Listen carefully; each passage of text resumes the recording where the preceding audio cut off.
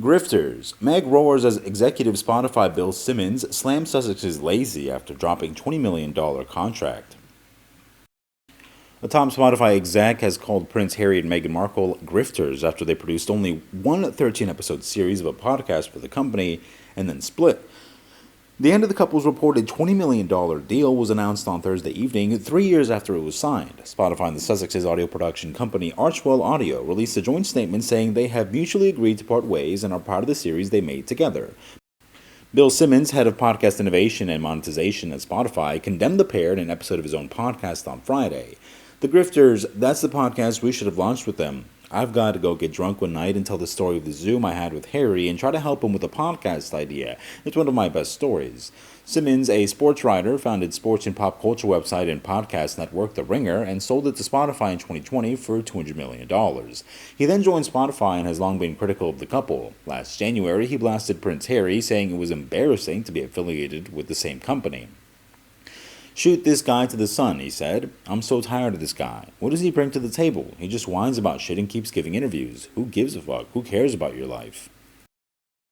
You weren't even the favorite son. You lived in Montecito and you just sell documentaries and podcasts and nobody cares what you have to say about anything unless you talk about the royal family and you just complain about them." Spotify has recently laid off staff and scaled back big-name talent in favor of emphasizing the creator economy. The streaming giant announced they would be laying off around 200 staff members, around 2% of their workforce, who work within their podcast teams. It cited difficulties in making podcasts profitable despite its popularity amongst listeners. Markle's Spotify podcast, Archetypes, will not be renewed for a second season. The move to ditch the Duchess of Sussex's show, which explores the labels that try to hold women back, supposedly, follows discussions months ago about renewing it for a second season. Insiders close to the audio giant claim that the royal couple did not meet the productivity benchmark required to receive the full payout. Markle, however, is still planning to create more podcasts and find a new home for her series, which previously featured her friend and tennis star Serena Williams, pop sensation Mariah Carey, and South African comedian Trevor Noah. The axing of the show comes after sources close to the Duke and Duchess of Sussex claimed the pair would stop making tell-all Netflix documentaries, publishing memoirs, and sitting down for interviews discussing the royal family as they have nothing left to say. The talent agency that recently signed Meghan, WME, told the Wall Street Journal the team behind Archetypes remains proud of the podcast they created at Spotify.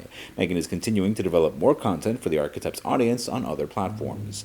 The podcast reached the top of Spotify's charts only the week it premiered.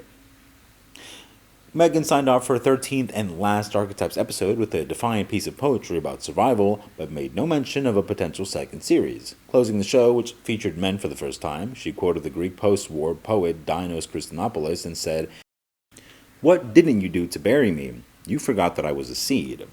Discussions to publish more content from Archwell, the production company owned by the royal couple, are ongoing, the Wall Street Journal reported.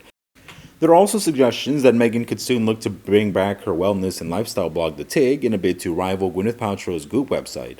Since officially leaving the royal family and moving to California in 2020, the Duke and Duchess have pursued a number of different avenues to bring in revenue. This includes Prince Harry's bombshell memoir Spare, which he created as part of a $20 million deal with Penguin Random House.